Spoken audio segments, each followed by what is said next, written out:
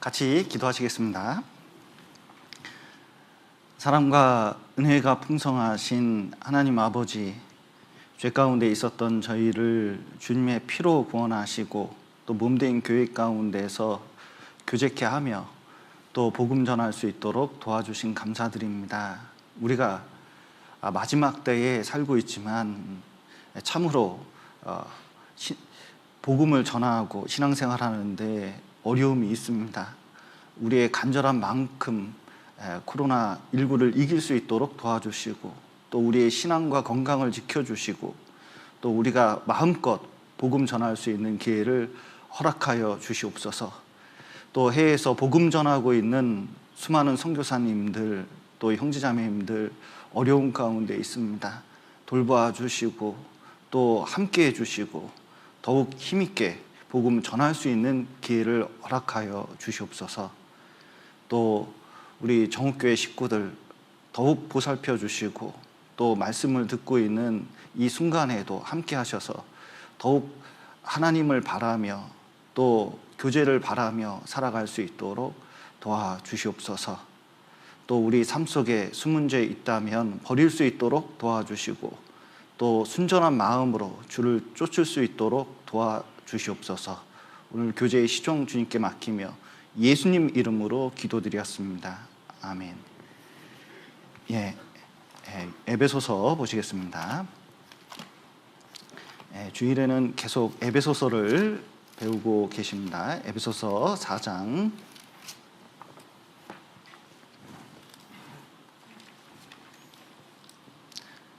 오늘은 4장 17절부터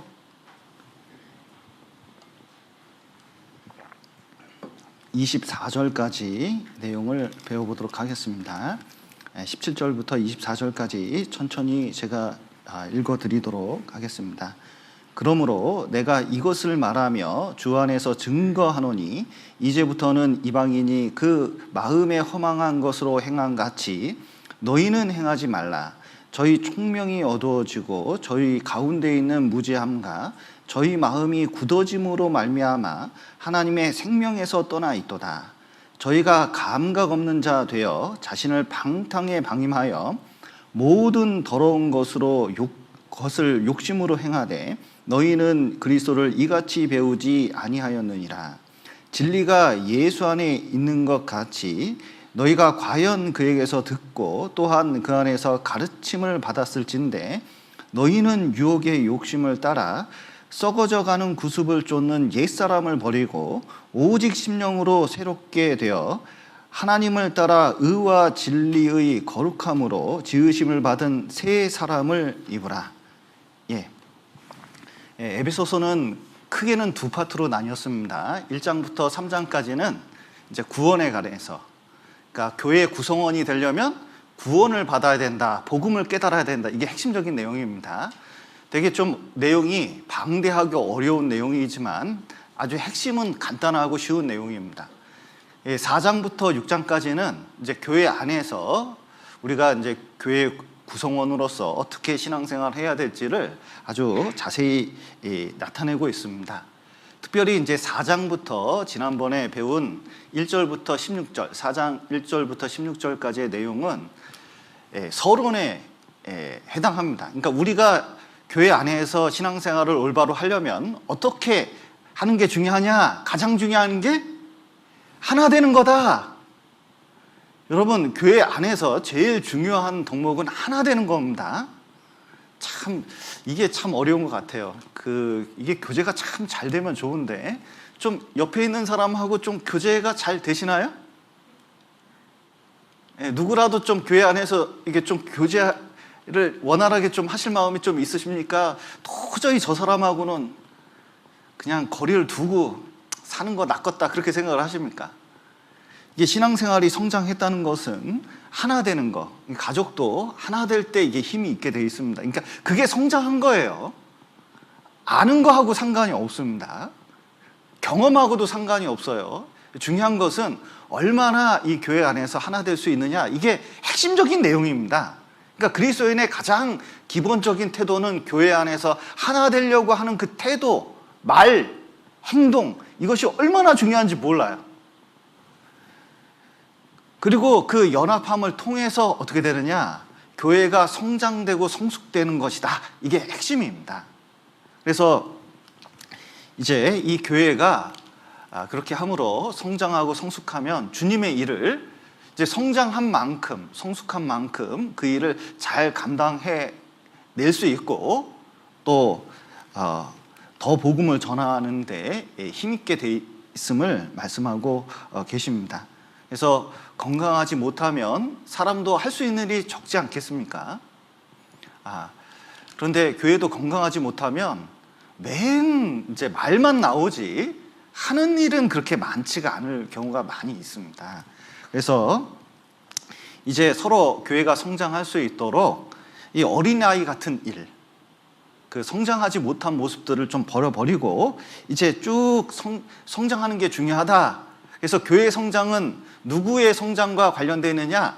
각 개인의 신앙이 얼마나 성장되고 성숙하느냐에 따라서 교회의 성장도 달라지게 된다는 겁니다.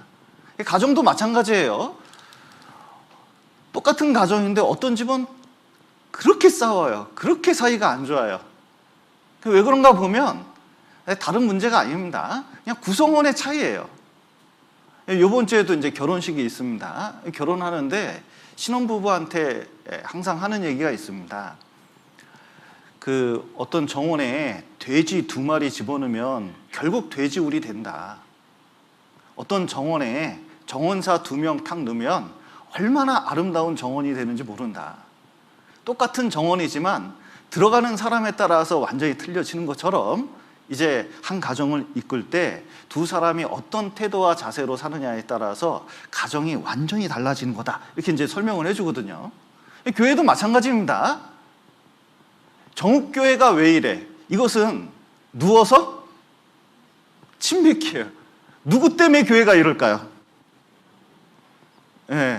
다른 사람 때문에 그런 게 아니에요. 내가 좋은 상태에 있고 성숙되면 자연스럽게 자라게 돼 있습니다. 가정도 마찬가지예요. 다른 게 아닙니다. 그러니까 개인의 신앙이 성장하고 성숙되는 것이 얼마나 중요하냐. 그리고 교회가 하나 되려고 하는 그런 노력 사이에 내가 겸손해지고 온유해지고 참고 용납하고 더욱 사랑하게 되고 그리고 평안을 유지하려고 노력하는 그 자세들, 이런 것들을 배우면서 점점 우리는 그리스도에게 닮아가는 성품을 점점 예수님의 모습이 나타나게 되어 있습니다.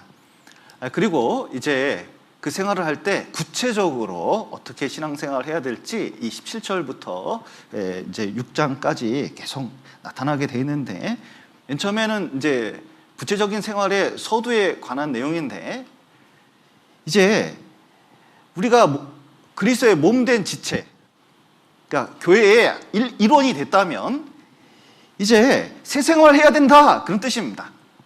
새롭게 살아야 된다. 제가 사는 동네에 육사가 있었습니다. 육군사관학교가 있었거든요. 그러니까 그쪽 가면은 이제 육군사관학교 옆에 그 태릉성수촌이 좀 있습니다. 그래서 이제 그 길을 딱 따라가면 대학교들이 이제 몇 개가 이렇게 이제 있게 돼 있는데, 확실히 육사 근처에 오면 달라요. 딱 제복 입고 생도들이 딱 건장한 그 청년들이 군복 입고 가면요, 줄 맞춰서 가면은, 야, 게다가 이제 육사생이잖아요. 얼마나 보기가 좋은지 모릅니다. 좀 부러워요, 약간. 그런데 분명히 육사 들어가기 전에는 그 아이들이 육사생도 같진 않았거든요. 영 애들이 그렇진 않았는데, 일단 육사만 들어가면 사람이 달라져요. 육사 출신 전도인이 한 명 있거든요. 그래서 이제 같이 교제할 일이 있어가지고 같이 교제하는데, 야, 육사 졸업하고 이제 군 생활 하다가 이제 전도인이 됐습니다. 그래, 전도인이 된 지도 꽤 됐어요. 그런데도 밥 먹으면서 같이 교제하다 보면 무슨 냄새가 날까요? 장교 냄새가 나요. 그리고 군인의 냄새가 나요. 또 뭐가 나냐면 그리스도인의 이 냄새가 나요. 야, 이거 진짜 완전히 이게 딱 정형화됐구나, 이런 생각이 듭니다. 우리도 사관학교 정도가 아니라 그리스도의 몸된 지체에 있다면 완전히 이제 새 사람이 돼야 된다. 과거에 새마을 운동이 있었습니다. 새벽종이 울렸네, 새 아침이 밝았네, 너도 나도 일어나 새 마을을 가꾸세. 살기 좋은 내 마을 우리 힘으로 바꾸세. 참 저희 어렸을 때는 이렇게 학교 가는 길에 종치고 이 음악이 동네에 쫙 깔렸거든요. 그런데 그 새마을 운동 때문에 정말 우리나라가 많이 바뀌었습니다. 놀라울 정도로 성장을 했어요. 지금 보면 굉장히 좀 오래된 운동 같고 그렇게 큰 의미가 있나 싶을 정도로 사람들이 잘 모르지만 그 운동 때문에 조금씩 고친 것이 초가집도, 길도 넓히고 초가집도 바꾸면서 지금 대한민국이 얼마나 많은 과거와 상상할 수 없을 정도로 바뀐 건 사실입니다. 그런데 에베소서에서 말씀하시는 것은 이제 새마을 운동 정도가 아니라 새 사람 운동이거든요. 이제 구원을 받았으면 새 사람이 되었으니까 진짜 새 사람처럼 살아야 된다. 교회의 한 사람으로서, 그리고 그리스도의 몸된 지체로서 이 얼마나 고귀한 일인지 모른다. 스포츠 선수들은 명예정당에 이렇게 이름이 등록되면요, 그다음부터 자기 이름 때문에 그 명예를 더럽히지 않으려고 얼마나 애쓰는지 몰라요. 왜냐하면 명예를 실추시키면 명예의 전당에 있던 그 이름도 빼버립니다. 교회에 내가 이름을 달고 있다, 그리스도의 몸된 지체가 됐다, 이것은 지상에 있는 어떤 조직보다도, 어떤 회사보다도 가장 가치 있는 데 참여한 게 틀림없거든요. 게다가 구원받았다는 건 이미 새 것이 된 거예요. 여기 붙잡으시고, 여기 에베소서 4장 붙잡으시고 고린도 후서 5장을 보시겠습니다. 고린도 후서 5장 17절, 신약성경 291페이지, 고린도 후서 5장 17절 말씀 제가 읽겠습니다. 그런즉 누구든지 그리스도 안에 있으면 뭐라고요? 새로운 피조물이라. 이전 것은 지나갔으니 보라, 무엇이 됐다고요? 새 것이 되었도다. 나는 하나도 안 변한 것 같은데 하나님 보실 때는 완전히 새로운 사람이 된 겁니다. 완전히 신분이 완전히 달라진 거예요. 자, 북한 사람이 있었습니다. 탈북을 했습니다. 그래서 우리나라에 와서 이제 주민등록증을 받고 남한 사람이 됐습니다. 그러면 탈북해서 우리나라에 오면 어떻게 살아야 되겠습니까? 이제 북한 사람처럼 주체사상이나 김정은을 찬양하면서 살아야겠습니까? 남한 사람처럼 살아야겠습니까? 생각도 생활 방식도 남한 사람처럼 살아야지 북한 사람처럼 살다가는요 큰 낭패를 볼 수가 있거든요. 왜냐하면 신분이 바뀌었는데, 그리고 세상이 다른데, 구원을 받으면 완전히 다른 그 세계에 들어온 거하고 똑같아요. 주님 안에 거하는 거거든요. 모든 사람은 세상 안에 아담 안에 있지만 우리는 그리스도 안에 있기 때문에 그런 사람들하고 완전히 다르다는 거예요. 여러분, 애벌레일 때의 삶과 나비일 때의 삶은 전혀 다를 수밖에 없습니다. 구원받기 전과 구원받은 후는 완전히 다를 수밖에 없어요. 어떤 사람은 오해해서 영원한 속죄를 받았으면 미래죄까지 다 용서했다고? 그러면 죄 져도 되겠네, 이렇게 이제 생각하는 사람이 있을 수 있습니다. 이것을 도덕 폐기론이라고 그러거든요. 이단입니다. 여러분, 구원받으면 죄 더 짓게 됩니까? 덜 짓게 됩니까? 덜 짓게 돼요. 자기 양심 때문에, 하나님 때문에.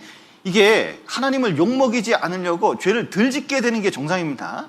그래서 우리 교회에 오면 점점 죄가 없어지는 게 당연하지, 더 죄가 심해진다든지 고쳐지지 않는다든지 하는 것은 이게 우리 교회에서 보기가 드문 일 중에 하나야.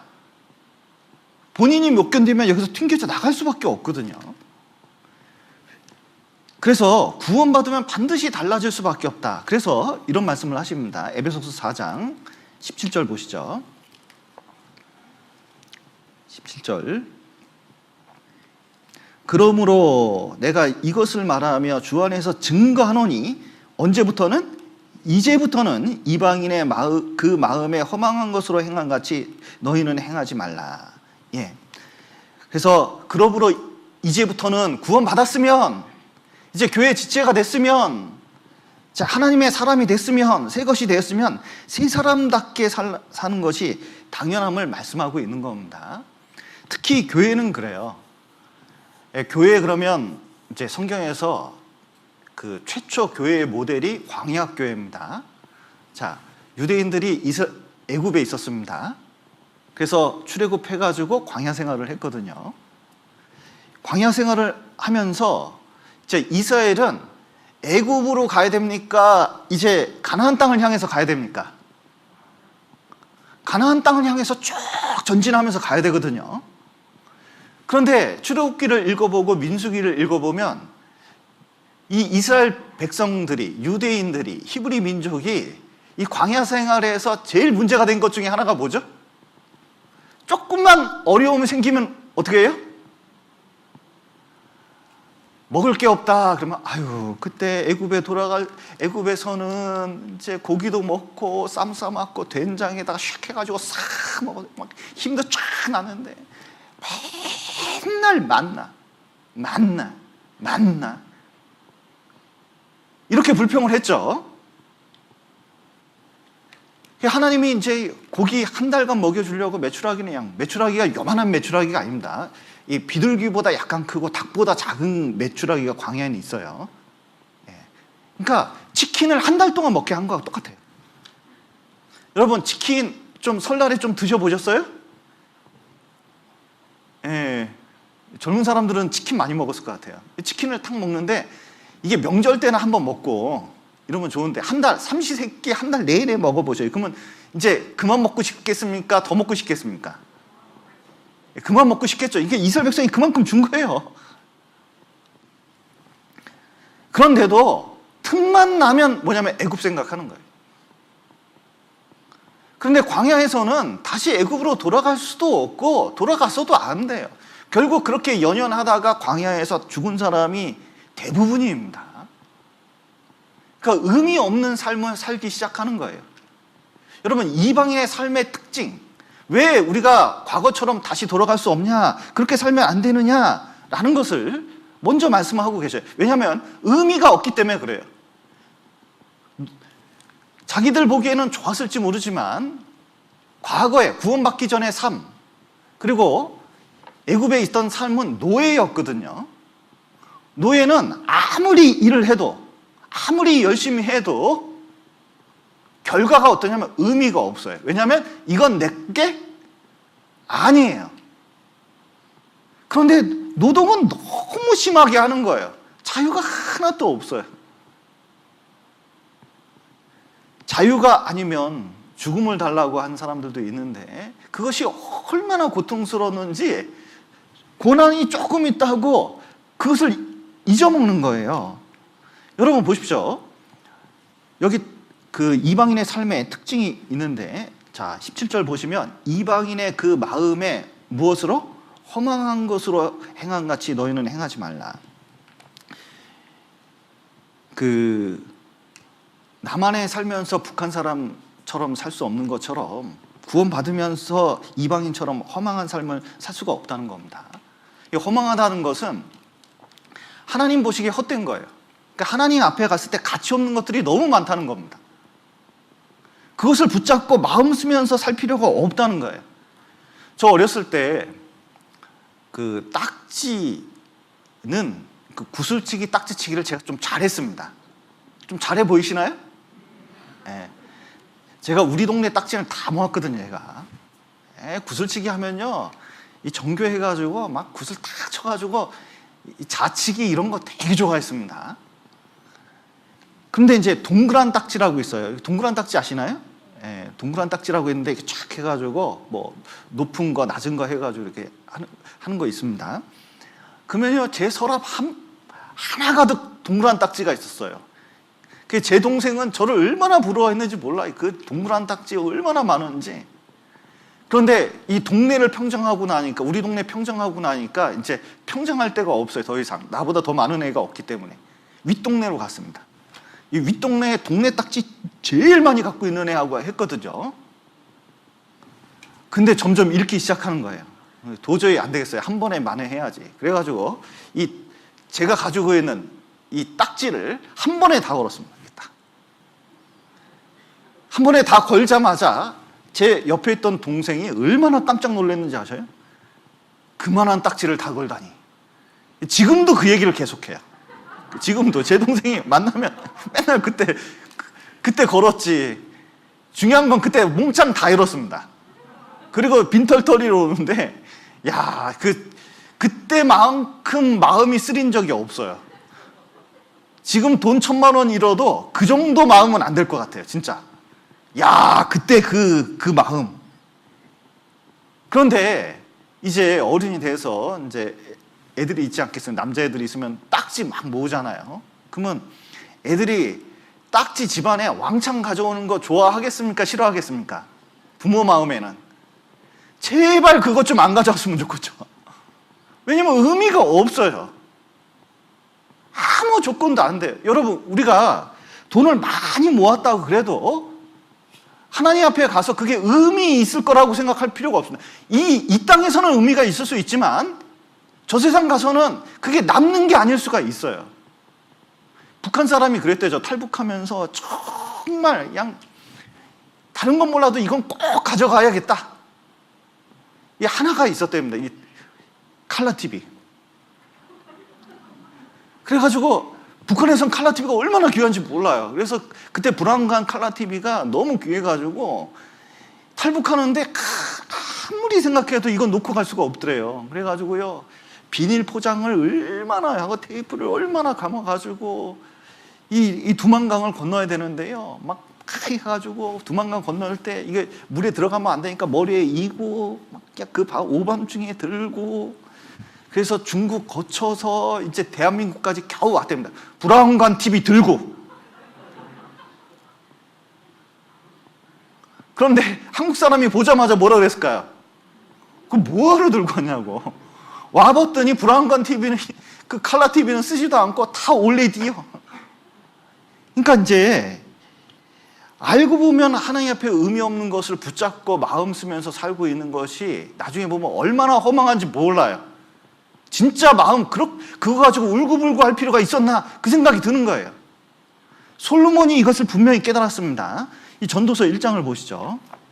우리가 잘 알고 있는 말씀입니다.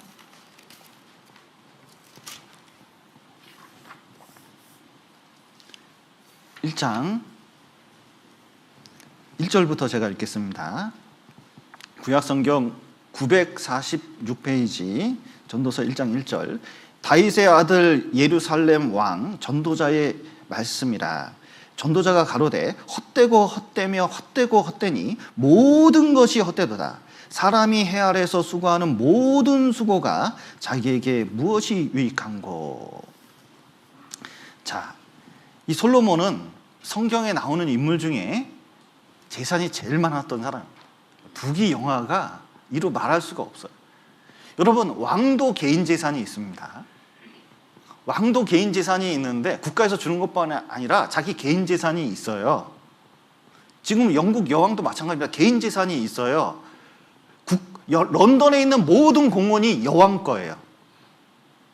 런던에 있는 모든 백조가 여왕 거고 돌고래, 고래 종류는 다 여왕 겁니다. 그러니까 그런 식으로 개인 재산이 있습니다.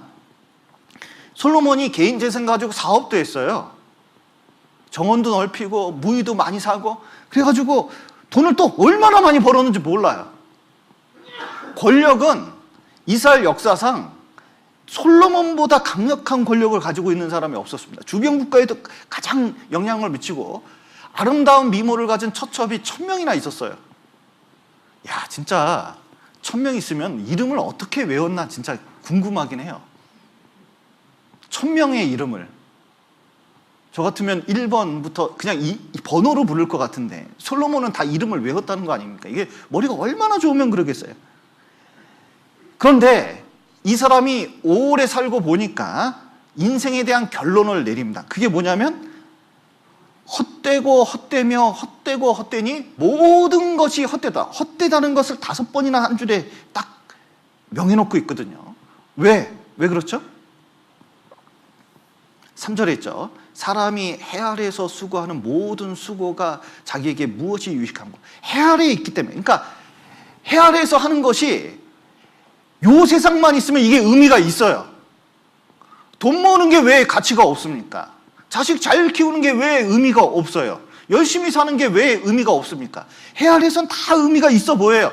그러나 해 위, 죽음을 탁 만나고 진짜 이 세상이 완전히 사라진다고 딱 생각해 보면 의미가 없어요. 여러분, 우리도 죽지만 이 세상도 다 사그러집니다. 우주는 다 사멸되게 돼 있어요. 그건 과학적 진리입니다.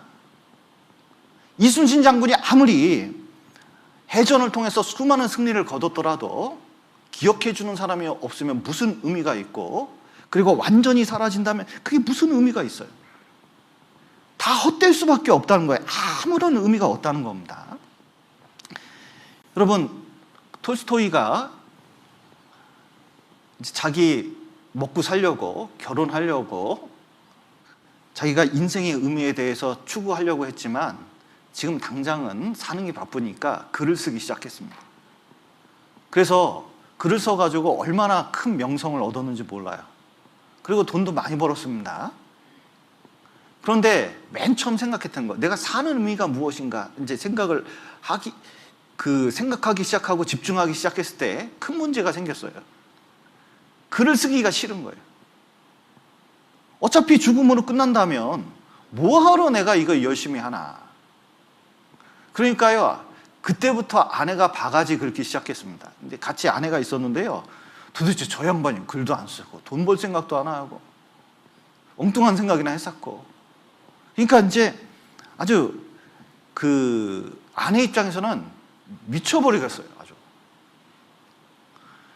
그런데 이 사람이, 톨스토이가 여러 가지도 했습니다. 공산주의에 매료돼가지고 재산도 다 나눠준 적도 있고 별일을 다 했어요, 이 사람이. 그런데 결국 평범한 사람, 돈도 없고 아무것도 없는 사람이 하나님 믿는데 삶의 의미를 찾아가는 것을 보고 거기에 굉장히 매료가 됐습니다. 그리고 나중에 알고 보니까 자기가 과학에도 연구해봤고, 톨스토이가 과학 지식에도 굉장히 연구를 많이 했습니다. 그런데 과학은 지식만 줄 뿐 인생의 의미를 주지는 못하더라는 거예요. 그런데 평범한 사람들이 믿고 있는 신앙, 자기는 지식이 많아서 신앙에 별게 없다고 생각했는데 이 성경을 탐구하고 하나님을 알고부터 인생이 얼마나 의미가 있는지 그걸 깨닫게 됐다는 거예요. 하나님이 없으면 재산이 있어도, 그리고 가족이 많아도, 그리고 아주 명예로운 직책을 갖더라도 하나님이 없으면 하나님 보시기에는 헛된 것이고 의미가 없다고 말씀하십니다. 그리고 나중엔 죽음과 함께 언젠가는 다 날아갈 것들이에요. 여기 예레미야 보시죠. 예레미야 17장 보시겠습니다.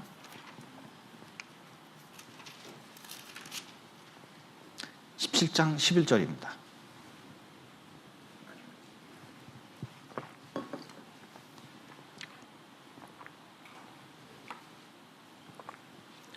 예레미야 17장 11절, 구약성경 1078페이지입니다. 17장 17절. 불의로 치부하는 자는 자고새가 낳지 아니한 알을 품음과 같아서 그 중년에 그것이 떠나겠고 필경은 어리석은 자가 되리라. 빈둥지 증후군이라는 게 있습니다. 아들 하나가 있는데 남편은 너무 바쁘고 그러니까 이제 여성이 이 아들 하나 낳으면요, 이게 내 남편이고 사랑이고 애인이고 막 그래요. 막 촉촉 빱니다. 막 얼마나 애지중지하는지 몰라요. 그리고 또 교육을 잘 시켜서 또 잘난 아들 딱 만들어 놓잖아요. 그러면 얼마나 그냥 기쁜지 몰라요. 그런데 어느 날 이것이 장가를 가겠다 하거든요. 이거예요, 장가를. 그러면요, 나이는 찼으니까 장가는 가야 되는데 미쳐버리는 거야, 이게. 보내주니 이게 다 키워가지고 누구한테 주면 너무 잘 만들어놨는데 갑자기 어떤 여자애 하나가 오더니 쑥 데리고 가네? 그리고 아들은 집에 잘 찾아옵니까? 잘 찾아오지 않습니까? 아들은 자주 연락합니까? 잘 연락을 안 합니까? 대부분 딸내미가 더 괜찮을 때가 많이 있거든요. 그러니까 이제 허무한 거예요. 그러면요, 갑자기 우울증이 오면서요, 이게 삶의 의미를 탁 잊어버리는 경우가 있어요. 이게 빈둥지 증후군이거든요. 그런데 사람들이 부를 쌓고 여러 가지 일을 하더라도 갑자기 어느 날 열심히 잘 키워놨다고 하는데 이게 싹 없어지는 때가 있거든요. 죽음과 함께 모두 사라지는 때가 있어요. 여러 가지 일로. 이 자고새가 그렇습니다. 이 자고새가 어느 날 보니까 알을 여러 개 낳았거든요. 그런데 어느 날 탁 와보니까 이따만한 알이 하나 새로운 게 있어요. 근데 나중에 보니까 이제 새끼들이 이제 부화하기 시작합니다. 근데 한 마리는 엄청 크거든요. 그런데 어느 날 이제 먹이를 가지고 쫙 오는데 이것들이 입을 벌리는데 얼마나 새끼 입이 쫙쫙 벌립니까? 근데 이 큰 놈은 너무 잘 벌려가지고 쏙쏙 잘 들어가요. 쏙쏙 집어넣네. 이 힘이 생기니까요, 이놈이 다른 새끼를 어미 없을 때 다 밖으로 보내버렸어요. 그리고 와보니까 큰 놈 하나밖에 없잖아요. 그런데 자고새가 보니까 큰 놈 하나도 내가 낳은 것 중에 이놈이 나보다 더 크네 하면서 더 열심히 키웠습니다. 그러더니 둥지를 꽉 차지 해가지고 어미도 못 들어가요. 이거 너무너무 컸어요. 근데도 계속 집어넣었어요. 그래서 충분히 다 컸다 이렇게 이제 생각하는데 멀리서 갑자기 퍽꾹 퍽꾹 소리가 납니다. 그러니까 둥지에 있던 이 새끼가 눈을 딱 뜨더니요, 푸르륵 날아가지고 그놈하고 날아가는 거예요. 뻐꾸기 새끼였거든요. 그리고 나중에 자고새가 먹이 찾으러 이게 딱 와봤더니 어떻게 됐어요? 아무것도 안 나는 거죠. 얼마나 허망합니까? 근데 이방인들은 죽음과 함께 자기가 일어났던 그 모든 것들이 하나님 앞에서 없어지는 거예요. 인생이 되게 허망한 거거든요. 나중에 홀로 되신 분들 제가 이제 상담을 가끔 하거든요. 암에 걸리셔가지고 아내도 떠나고 자식도 떠나고 그냥 나는 자연이다 하는 것처럼 혼자 사시는 분들하고 상담을 해본 적이 있는데 꼭 하는 말이 그렇게 열심히 살았고 그렇게 힘들게 살았는데 인생이 너무 허망하네. 진짜 허망하네. 허망할 수밖에 없어요. 왜냐하면 하나님 없는 삶이 늘 그렇습니다. 놀라운 것은 솔로몬이 그렇게 얘기했다는 거예요. 그 아버지 다윗은 그러지 않았습니다. 다윗은 솔로몬처럼 부귀영화가 없었어요. 돈이 있어도 돈을 쓰지가 않았습니다. 참 대단하죠. 돈은 많았는데 돈을 안 썼어요. 다 성전 세우는데 그냥 하나님을 위해서 성전 셌는데 다 그냥 모아놨습니다. 자기는 안 썼어요. 그리고 솔로몬보다 똑똑하지도 않았어요. 배우질 않았거든요. 양치기가 뭘 배웠겠습니까? 그리고 인생 가운데선 늘 고난이 따랐어요. 집안에서도 말죄라 늘 무시당했고, 그 양치기 하는 게 이게 허드렛 일을 하는 거거든요. 집안에서 제일 안 좋은 일을 한 겁니다. 막노동 같은 거 한 거 어렸을 때부터.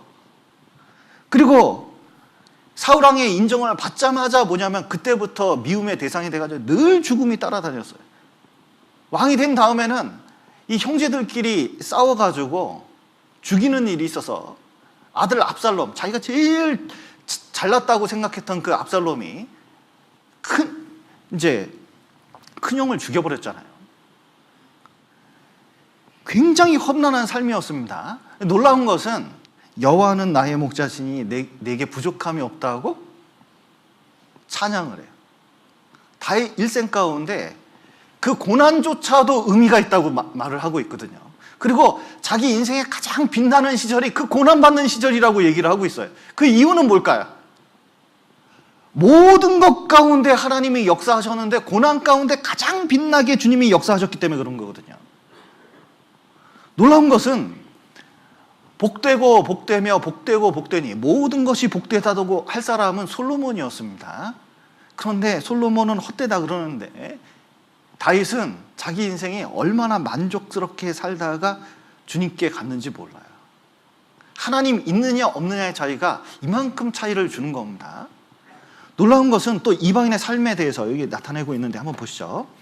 에베소서 4장. 여러분, 구원 안 받은 사람 부러워하지 마십시오. 이게 18절 한번 보시죠. 이방인의 삶이 이렇습니다. 구원 안 받은 사람들의 삶이 이래요. 저희 총명이 어두워지고 저희 가운데 있는 무지함과 저희 마음이 굳어짐으로 말미암아 하나님의 생명에서 떠나 있도다. 예, 저희 총명이 어두워지고, 여러분, 세상 사람들이, 구원 안 받은 사람들이 얼마나 똑똑한지 몰라요. 지혜가 얼마나 대단한지 모릅니다.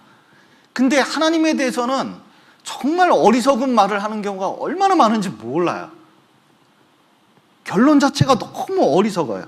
마치 인생길 가는데 이 캄캄한 밤길을 가는 것처럼 하나님 모르고 인생길을 가는 사람처럼 보입니다. 여러분, 타블로에게 진실을 요구합니다. 타진요라는 카페가 있습니다. 근데 타블로가 스탠포드를 안 났다 그래서 자기들이 카페를 만들어 가지고 타블로를 이렇게 이제 그 모함하는 그 카페를 만들어서 말을 자꾸 해요. 그런데 이 사람들이 글 써놓은 거 보면 얼마나 똑똑한지 몰라요. 그리고 얼마나 열정이 있는지 몰라요. 얼마나 열심히 하는지. 밥 먹고 그것만 하나 봐요.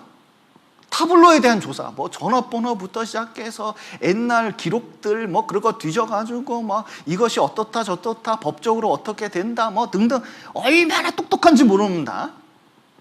그 똑똑한 머리로 여론을 만드니까 어떻게 하면 또 다른 타진요, 타블로에게 진실을 요구합니다 라는 것을 요구하는 사람들을 얼마나 많이 만들어 놓는지 몰라요. 이 타블로가 많은 증거를 내놓습니다. 졸업증명증, 그리고 사진들, 그리고 자기는 나왔다는 걸 얘기해요. 심지어 MBC하고 찾아가서 증거도 보여주고 여러 가지를 보여줍니다. 문제는 이 사람들이 이것을 뭐라고 얘기하는지 아세요? 증거를 보여줘도 짜고 치는 고스톱이다. MBC하고 짰다. 조작됐다. 다 음모라는 거예요. 음모. 여러분, 음모론 들어봤습니까? 그러니까 자기가 믿고 싶은 걸 딱 믿으면, 이게 중요합니다. 자기가 믿고 싶은 것만 믿어요. 그 확증 편향이라 그러는데 상식이 진리가 된다. 그러니까 자기가 생각하는, 그리고 자기가 본 것만, 자기가 생각한 것만 진리라고 생각을 하는 거예요. 다른 건 다 뭐예요? 음모예요. 딱 한 가지만 생각해서 빼버립니다. 타블로는 스탠포드를 안 나왔다. 요것과 관련된 건 다 음모라고 그냥 치부하는 생각이 있어요. 그러니까 아무리 법정에 가서 아무리 논쟁을 하고 이렇게 증거를 보여주고 그래도 끝내는 진실에 이를 수가 없어요, 이 사람들이. 진실은 타블로가 스탠포드를 나왔다거든요.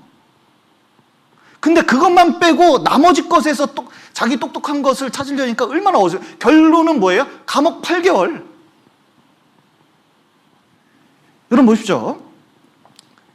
하나님께서도 이 세상에 어리석은 자가, 어떤 사람이 어리석다고 그러냐면 하나님이 없다고 하는 사람들을 어리석다고 그랬습니다. 왜냐하면 지각이 있어서 하나님 있는가 한번 살펴보려고 이렇게 쫙 보니까 하나님 찾는 사람이 한 명도 없다는 거예요. 결국은 하나님께서는 자연 만물을 통해서, 양심을 통해서, 성경을 통해서, 전도자를 통해서, 자연재해를 통해서, 예언의 성취를 통해서, 수많은 증거를 통해서 이렇게 이제 증거를 합니다. 놀라운 것은 안 믿고 싶은 사람은 절대 안 믿어요. 증거가 부족해서 안 믿는 게 아닙니다. 왜 안 믿을까요? 안 믿기로 결심했어요. 그래서 하나님이란 단어만 나오면 어떻게 돼요? 갑자기 표정도 달라요. 하나님? 흥분부터예요.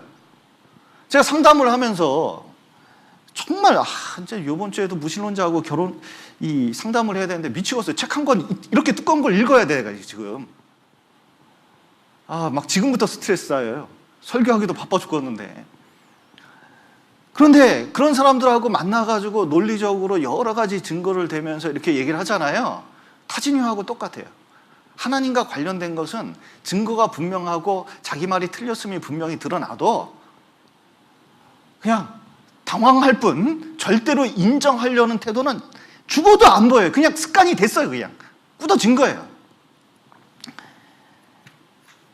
그래서 이 사람들이 알아듣지를 못합니다. 이 구원받은 사람도 마찬가지입니다. 구원받은 사람도 총명이 어두워지는 때가 있거든요. 엘리 대제사장이 마찬가지 대표적이죠. 그 엘리 대제사장 때에 그 하나님의 말씀이 희귀하고 이상이 흔히 보이지 않았다고, 이게 촛불이 흐려지는 것처럼 흐려진 것을 이제 사무엘 3장에서 나타내고 있거든요. 그러니까 모든 것이 어두워요. 왜냐하면 말씀이 비치지 않으니까. 구원받은 사람도 말씀이 이 마음속에 비치지 않으면은요, 삶이 되게 어두워요. 총기가 없어요. 신앙적 총기가 없습니다. 세상에서는 엄청 밝은데 신앙적 총기가 없다니까요. 그러니까 말씀 듣는 태도를 보면 알아요. 지금 온라인으로 이렇게 하잖아요. 기본적으로 말씀에 대해서 이 간절한 마음이 있는지 없는지 정말 하나님이 우리 마음을 볼 수 있는 시대라고 생각이 듭니다. 말씀에 관심이 있고 정말 찾는 사람은 끊임없이 들어요. 끊임없이 자기 마음을 말씀으로 이렇게 바꿔놓으려고 애를 씁니다. 근데 안 듣는 사람은요, 어차피 혼자 듣잖아요. 어차피 온라인으로 듣잖아요. 자세가 어떻든지 상관이 없잖아요. 그러니까 시간을 때우니까요, 그냥 화면에는 모니터를 켜놓고 말씀을 틀어놓고 한 손에는 핸드폰을 들면서 그냥 자기 할 거 하는 거예요. 그럼 어떻게 되느냐? 들어도 듣는 게 아니에요. 들어도 그게 마음에 변화시킬 수도 없어요. 그리고 총기도 줄 수가 없어요. 그리고 하나님 앞에 더 나아갈 수도 없습니다. 그러니까 자기 주변에 일어나고 있는 상황이 뭐가 잘못되고 있는데 하나님께서 지금 메시지를 보내거든요. 엘리 대제사장도 사무엘을 통해서 분명히 말씀해요. 망한다 집안이. 너 죽는다. 그러면 어떻게 됩니까? 옷을 찢고 회개하면서 돌이키면 하나님이 돌이키시는 분이거든요. 하나님이 말씀하셨으니까 어쩔 수 없는 거지 뭐. 되는 대로 되는 거 아니겠어? 그리고 법 뺏기고 자식 죽고 자기는 자빠져 죽고, 그때까지도 그냥 아는데 모르는 거예요. 이게 총기가 없어요. 그러니까 고칠 마음이 없어요. 구원받은 사람도 설교 시간에 얼마나 얘기하겠습니까? 말씀을 통해서, 교제를 통해서 여러 가지 증거로 많은 말씀을 합니다. 뭐 그렇지 뭐. 그리고 자기 갈 길 가는 거예요. 분명히 지금 무슨 일이 생기고 있는데 그것을 눈치채지 못하고 있는 경우가 있거든요. 사울도 마찬가지였고 가룟 유다도 마찬가지였습니다. 가룟 유다에게 될 일을 안 가르쳐 주셨습니까? 예수님께서? 끝까지 사랑을 나타내 주셨거든요. 끝까지 마음에 안 받아주는 거예요. 이게 뭐냐면 마음이 굳은 거죠. 여기 보시죠. 18절, 저희 총명이 어두워지고 저희 가운데 있는 무지함과 저희 마음의 굳어짐으로 말미암아 하나님의 생명에서 떠나있도다. 마음이 굳어진 겁니다. 이 굳어졌다는 것은 적극적으로 말씀을 배척하는 거예요. 안 들어요. 진짜 안 들어요. 바로왕 보십시오. 10가지 재앙이 일어났습니다. 10가지 재앙입니다. 그것도 바로왕 같은 사람이 이게 하나님의 역사라는 것을 인정할 수밖에 없는 방식으로 나타났어요. 그러니까 본인도 인정은 해요. 그리고 장자까지 죽었습니다. 여러분, 큰아들이 죽었으면 그 다음에 누구예요? 자기잖아요. 아는데 마음을 강팍하게 먹고 끝까지 다니다가 홍해바다에서 죽었습니다. 죽기까지도 마음 안 고쳐먹어요. 이게 강팍한 거잖아요. 여러분, 하나님 말씀을 들어도 이 딱딱한 마음, 자, 이게 사람 마음이 4가지가 있잖아요. 좋은 맛, 길가 같은 맛, 가시에 엉겅퀴가 나는 맛, 뭐 돌짝밭 등등이 있습니다. 이게 씨를 뿌리는데 가장 안 좋은 맛이 길가 같은 맛입니다. 길가가 어떻게 되죠? 사람이 많이 다니다 보면, 자, 여기 길이 하나 있잖아요. 여기 저쪽으로 가는 길 중에 이렇게 사람이 왔다 갔다 하면 길이 하나 생기지 않습니까? 거기는 길이 딱딱해져 가지고 씨를 뿌리면요 튕겨져 나와요. 그러면 새가 먹어버려요. 새는 막이라고 그랬습니다. 들어가질 않으니까 말씀이 자기하고 아무 상관이 없는 거예요. 이게 완전히 굳어졌기 때문에 그렇거든요. 그러면 자, 하나님 부인하잖아요. 그러니까 이방인 하나님 없이 삽니다. 자, 그러면 결론이 뭐냐? 결국 세상으로 나가게 됐고 세상은 죄를 향하게 만들고 죄 가운데 빠져서 생활하게 한다는 거예요. 이거 한번 보시죠. 19절. 저희가 감각 없는 자 되어 자신을 방탕에 방임하여 모든 더러운 것을 욕심으로 행하되 그랬는데 이제 감각이 없습니다. 그러니까 막 굳은 살이 있으면 감각이 드물잖아요. 감각이 이게 예민하지 않으니까 이제 굳어가지고 이게 하나님 말씀 강하게 말해도 자극은 별로 없어요. 제가 그런 거 많이 봅니다. 지금 특히 말초신경이 자극받는 시대거든요. 그러니까 눈으로, 귀로, 맛으로. 그러니까 먹을 때 뭐 먹고 싶어요? 맛있는 거. 좀 더 맵게, 좀 더 짜게, 좀 더 자극적으로 막 입을 막 요란하게 만들어서 안 먹을 수 없게. 그리고 귀는 어떻습니까? 그냥 온갖 음악을 들려요. 온갖 음악을. 눈은 얼마나 볼 게 많아진 세대인지 몰라요. 그러니까 계속 자극을 합니다. 근데 희한하게 영적 자극은 없어요. 그러니까 자기가 이 감각을, 영적인 감각을 이렇게 자꾸 활성화시켜가지고 뭔가 이렇게 하나님께 나가야 되는데 말초신경을 자극하다 보니까 이제 하나님께 대한 자극이 점점 없어져요. 그러니까 하나님 말씀을 해도 감각이 없어요. 그러니까 자 보세요. 감각 없는 사람의 특징이 뭐냐면 아파도 아프지 않는 사람이 있습니다. 그러면 자꾸 뼈가 부러지고 몸이 망가져요. 더러운 걸 모르는 사람이 있습니다. 더러운 걸 모르는 사람은 치우질 않잖아요. 옛날에 어떤 집을 가봤는데요. 막 쓰레기장이야, 쓰레기장. 이건 도저히 뭐 사람이 살 수가 없어요. 그래도 안 치워요. 왜냐면 더러운 걸 더러운 건지 모르고 사는 거예요. 죄를 죄인지 모르고 살아요. 여러분 보십시오. 외박을 해도 간통을 해도 술을 먹어도 사기를 쳐도 이런 사람들하고 이렇게 만나보면 놀라운 것은 외박 한 번 했을 때는 아내가 있으니까 엄청 큰 일을 저질렀잖아요. 그럼 미안합니다. 두 번째 하고 세 번째 하고 네 번째 하고 계속 진행돼요. 그러면 외박하는 것을 미안해 할까요? 이제 큰 소리 치기 시작할까요? 자, 술 먹습니다. 술 한 번 먹었어요. 두 번 먹었어요. 그럼 나중에 어떻게 돼요? 술 먹는 거 가지고 왜 그러냐? 이렇게 되는 거예요. 간통을 하잖아요. 여기 간통죄가 없어지니까 간통을 저지르잖아요. 그럼 어떻게 돼요? 요즘은 간통을 저지른 사람이 더 큰 소리 친다니까요. 사기치는 사람 보십시오. 사기도요.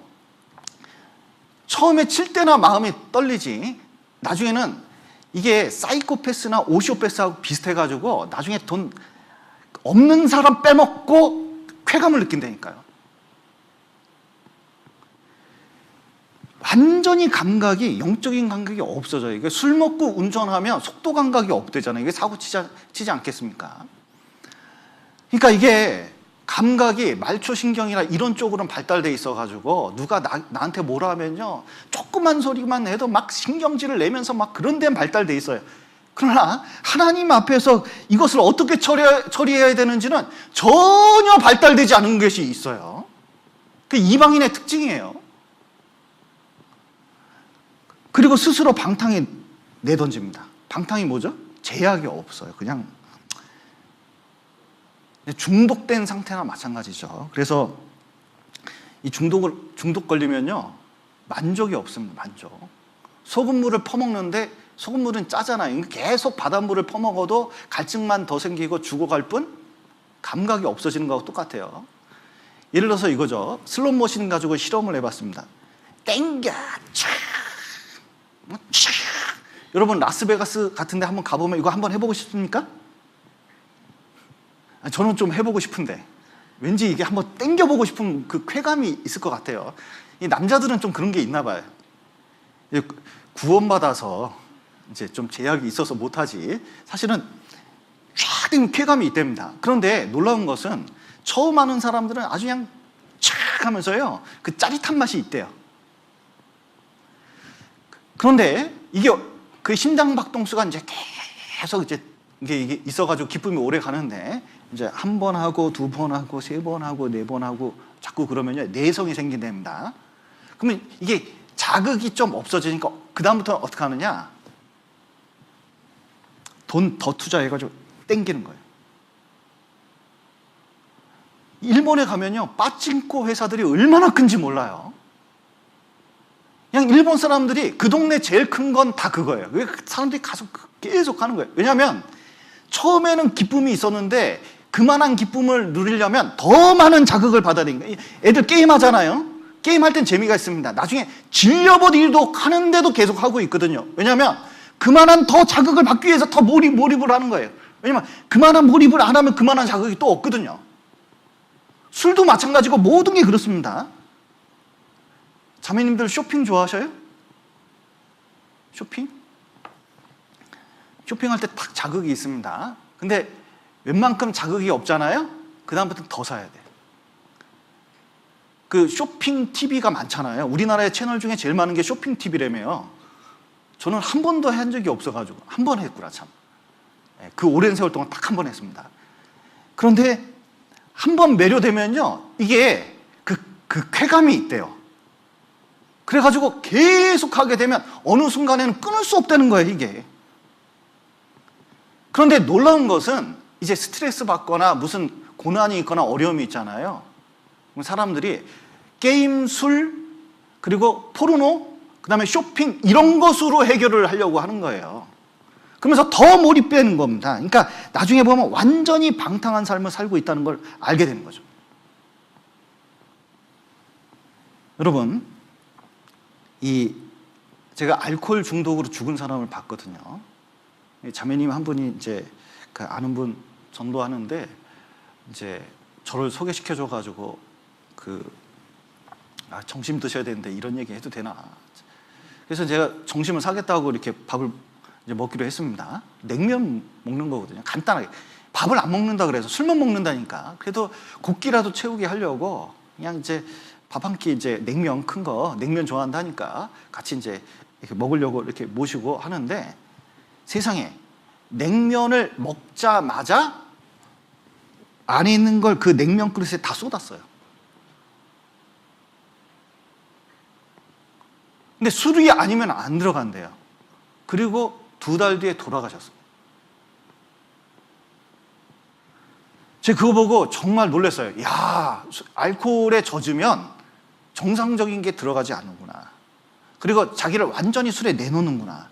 죽음까지 가도 그걸 놓을 수가 없는 거구나. 완전히 깨달았어요. 에스키모인들이 늑대 잡는 법이 있대죠. 칼에다가 피를 바른답니다. 그리고 거기다 얼음을 씌우고 또 피를 바르고 또 얼음을 씌우고, 그래서 쫙 놓는데요. 그럼 피 냄새를 맡고 멀리서 늑대가 온답니다.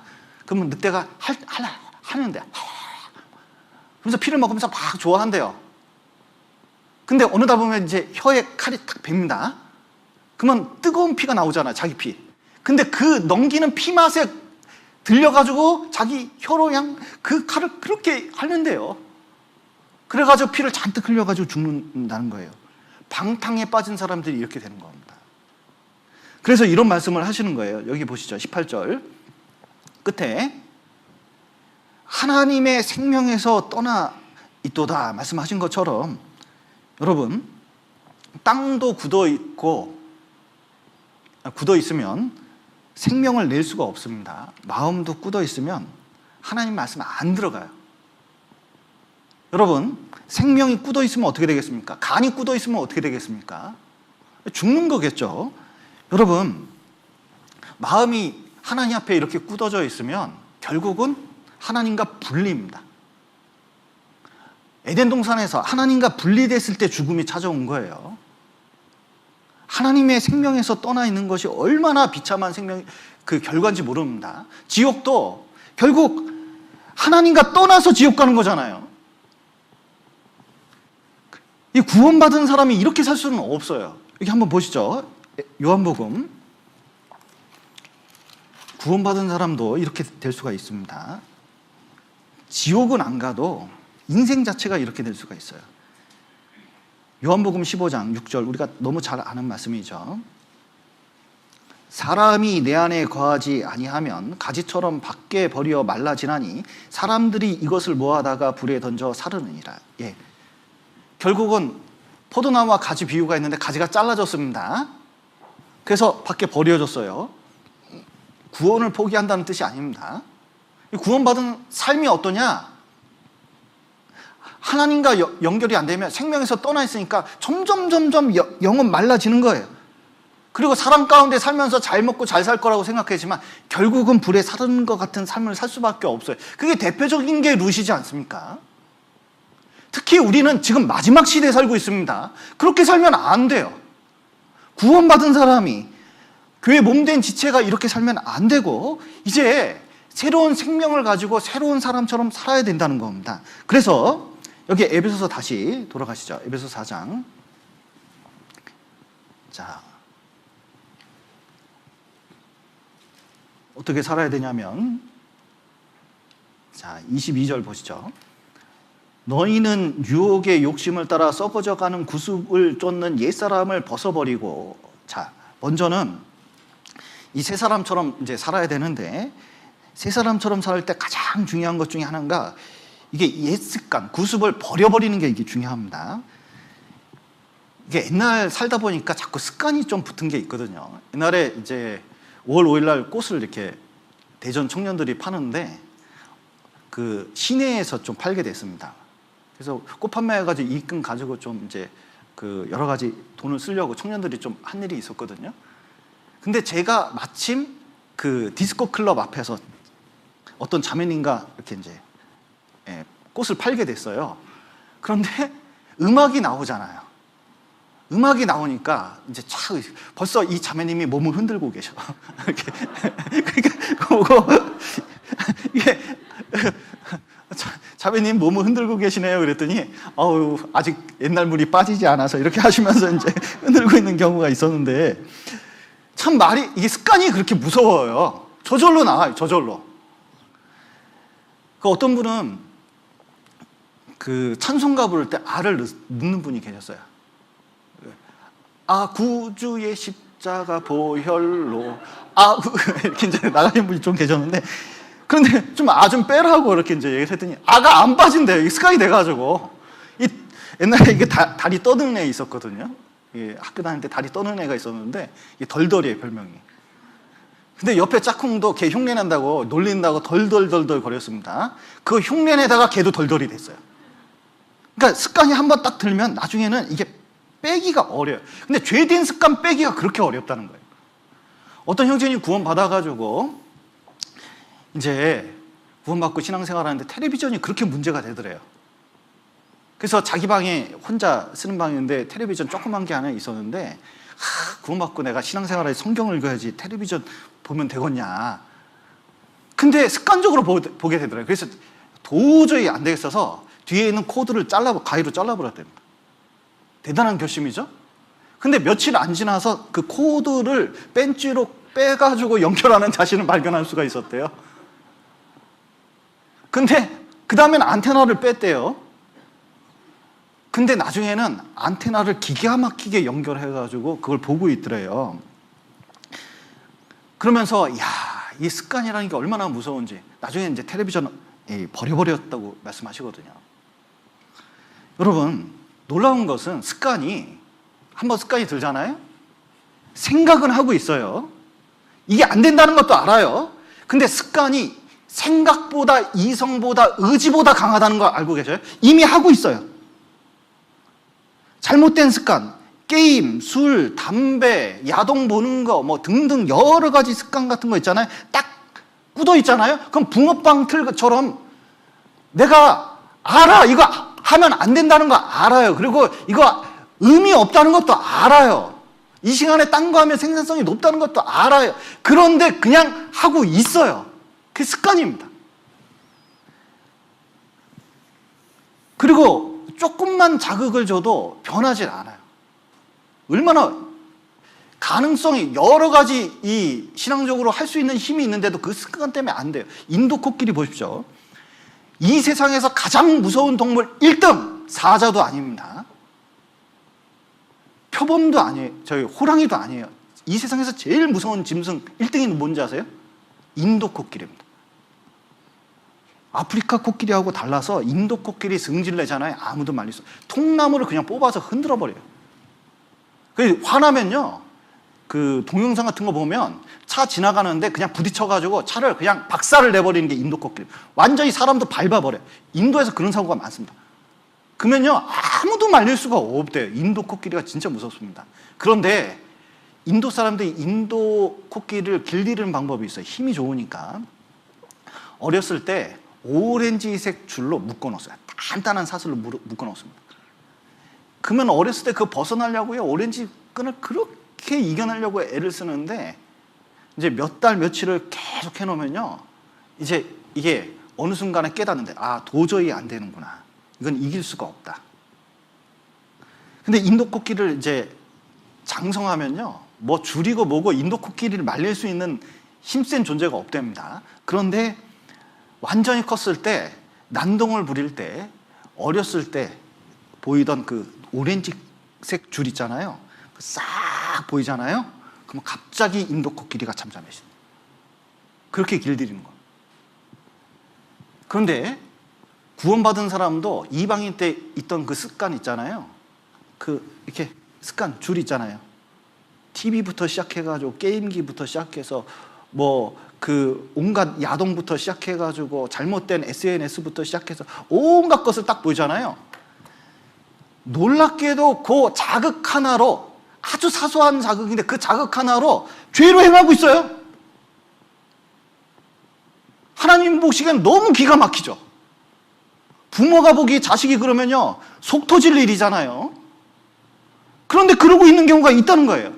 신앙생활도 마찬가지입니다. 자, 보셔요. 사울과 다윗이 있는데 이 마음의 습관이 있어요. 사울은 자기 명예를 실추시키거나 뭐 왕자리 차지한다 이런 얘기만 들으면 예민해져가지고요, 오로지 자기 마음, 자기 생각, 이것이 너무 강한 사람이에요. 근데 다윗이 나와서 다윗을 만만 부르고 자기를 천천하면서 천세 천세 뭐 이렇게 하고, 다윗 나오니까 만세 만세 부르니까요, 갑자기 너무 과도하죠. 아유, 다윗이 잘했나 보다 이렇게 하면 될 건데, 아이고, 백성들이 나보다 다윗을 더 좋아하네, 여기까지만 해도 괜찮을 건데, 저것이 차지할 게 나라밖에 뭐 있어?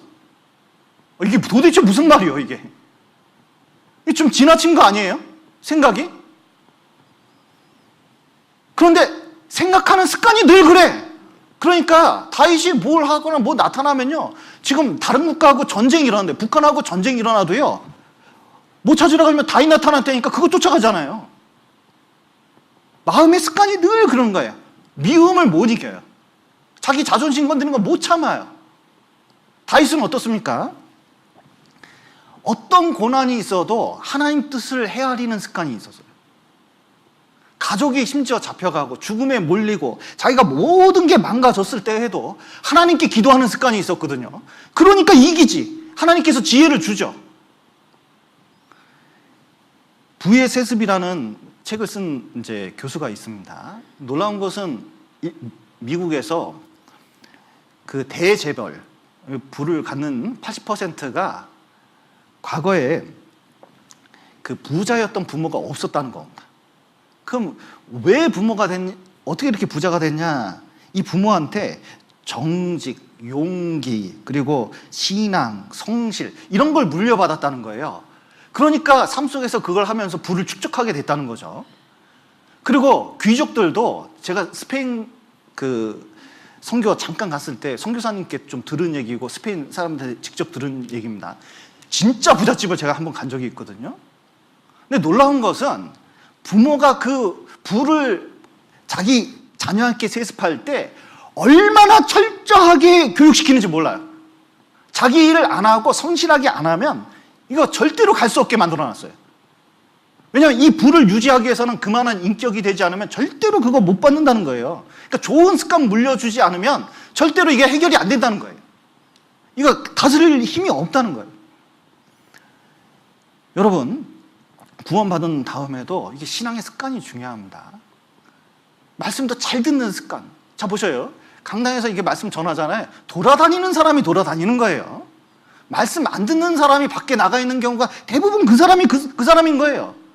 모이지 않기를, 교제하기를 싫어하는 사람도 늘 그 사람입니다. 습관이 그렇게 된 거예요. 마음의 습관이 그렇게 된 거예요. 근데 어떤 사람은 늘 만나려고 하잖아요. 늘 교제하려고 하잖아요. 마음의 습관이 늘 그런 겁니다. 그러니까 마음판을 이렇게 바꾸는 것이, 이 구습을 깨버리는 것이 신앙생활. 이게 버려버려야 돼. 이게 버려버린다는 게 뭐냐? 그러니까 옷 버려버리듯이 버려버리는 겁니다. 그 유대인들은 전염병이 겪잖아요. 그러면 이 옷을 딱 해가지고 완전히 세탁을 해서 털까지 밀어가지고 싹 세탁을 하든지 태워서 없애든지 둘 중에 하나예요. 그러지 않겠습니까? 이 코로나가 걸렸다. 그러면요, 이 옷 입고 다니겠습니까? 세탁을 하겠습니까? 바로 버려버리겠습니까? 여러분. 웬만하면은 그냥 싹 없애버리는 정도로 생각하는 사람도 있겠잖아요. 죄가 있어요. 문제가 생겼어요. 구원받은 사람에게 합당치 않아요. 그러면 어떻게 하느냐? 죄를 죄로 보는 사람은 반드시 없애버리려고 합니다. 이게 합당치 않구나. 이게 아니구나. 절대로 아니다, 이거는. 그런데 그럴 마음이 없잖아요. 버려버릴 생각이 없어요. 자기가 잘못됐다는 생각도 안 해요. 제가 2년 동안 진짜 알코올 중독 환자들한테 복음 전하면서 그 분명히 깨달았어요. 그 사람들은요, 평생 술로 보냅니다. 근데 상담을 해보면 자기는 문제가 없어요. 자기는 문제가 없는데 가족들이 자기를 이 병원에 가다 놓고 있다는 거예요. 근데 가족들하고 얘기 들어보면요, 얼마나 알코올성 당뇨가 있어요. 술 먹으면 죽어. 그런데도 자기는 여기 나가야 된다고 그렇게 호소해요. 그래서 6개월마다 법적으로 보낼 수밖에 없대. 보내면요, 바로 나가서 집에 가다가 다시는 술을 안 먹어야지는 딱 그때뿐이고, 가다가 슈퍼마켓만 들리면 뭐 말할 필요 없어요. 돈 주고 일단 소주병 까서 한 병 먹고 있어요. 그리고 만취가 돼서 다시 들어와요. 그런데 알코올 중독자 중에서 해결하는 사람도 있습니다. 알코올 중독을 이겨내는 사람도 있어요. 제가 구원받은 사람 중에 여럿 봤습니다. 그런데 그 사람들의 특징이 있어요. 진짜 이게 문제라는 걸 알아요. 구원받고 알아요. 그리고 연구해요. 그리고 가장 중요한 게 요한 1서에 있는 것처럼 우리 죄를 자백하면 그랬잖아요. 여러분, 이 사람이 죄가 해결됐는지 해결되지 않았는지 그거 어떻게 할까요? 간증합니다. 간증. 희한하게도 자기 진짜 큰 잘못이 있었잖아요. 진짜 회개하잖아요. 그럼 교제에 들어와서 자기 실체를 드러내요.